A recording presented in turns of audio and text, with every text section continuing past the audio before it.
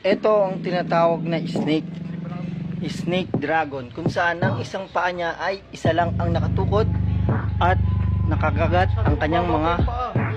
Ito naman ang wind of eagle.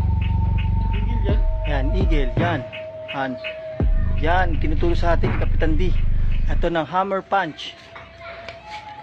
And I don't mean it metaphorically or rhetorically or poetically or theoretically or in any other fancy